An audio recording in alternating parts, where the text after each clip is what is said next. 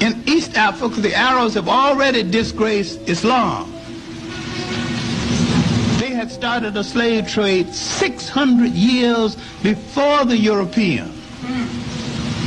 And this slave trade, after they lost Spain, preying on nations in Africa, had drained Africa of so much time and energy and resources and organization, the Africans now could not mount an offense against Europe. Now we see the enemies that the Arabs that we had installed in Spain and the Mediterranean, because the military arm was African, turning on us. Now this is bigger than my skimpy explanation, because every ally we ever had has turned on us when it was his or her convenient to do so, left or right, and there is no exception. Now the Arabs have turned on the Africans, moved down from North Africa and destroyed the great nation states in inner Africa. Now they would increase the slave trade along the coast of West Africa, the Portuguese and the Spaniards. Africa is in a bind now. East Africa is controlled by Arab slave traders.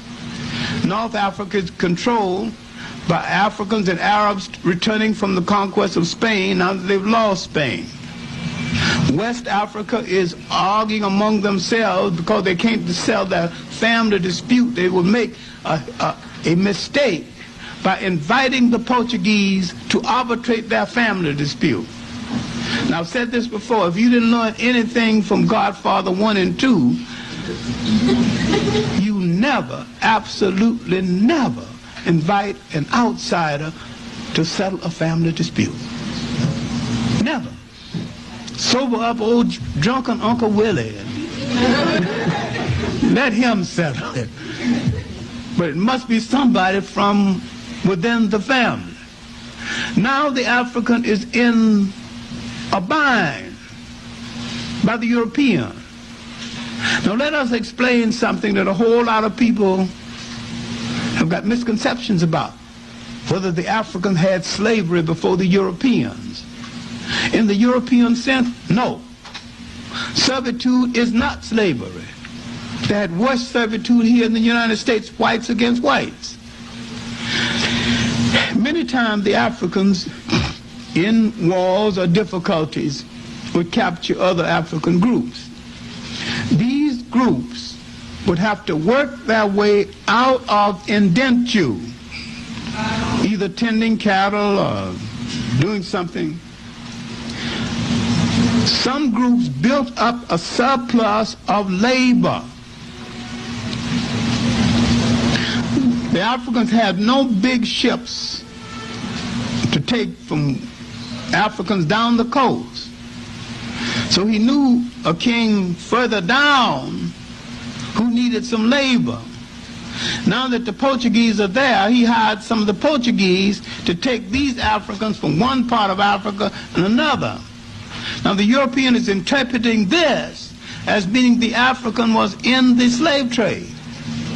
The African was not in the slave trade, and you let people beat you over the head with nonsense because you have not studied African culture to understand that the nature of African servitude, one to the other, had no relationship to the slave trade, that the slave trade was the greatest holocaust, the greatest drainage on a people in the history of the world. Africans had no ships that he could connect 3 continents. And even if the African was in the slave trade, he could not have brought it off. He didn't have a ship that would hold 100 people along the coast. Mostly big fishing boats and river boats. So he could never have brought off anything as massive as the Western slave trade. couldn't have done it if he wanted to. Didn't have the facility anyway. I am not saying Africans were right in imprisoning their in holding their prisoners of war and making their prisoners of war work for them. Well, that's better than killing them, but I'm saying that they made a symbolic mistake and a tactical mistake when they hired the Portuguese to take captives from one part of Africa to the other and gave the Portuguese the illusion that they were in the same trade and had the same intentions for enslavement as the Portuguese. That was a mistake. It was a mistake because we did not know the European culture and we did not know the European mentality.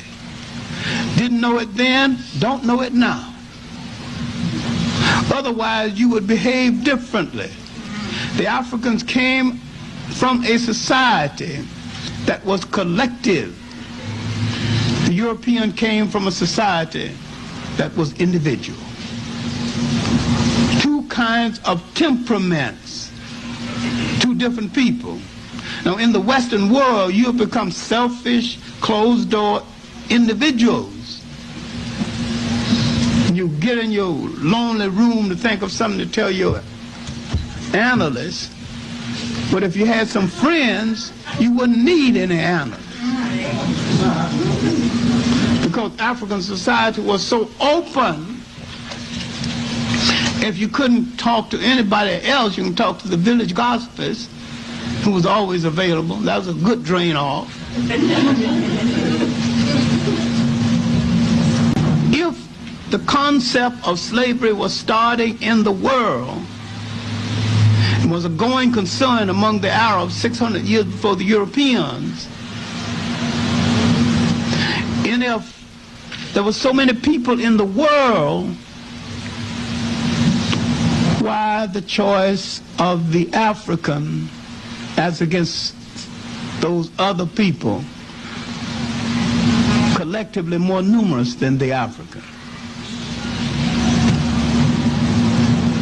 The question is both ancient and current.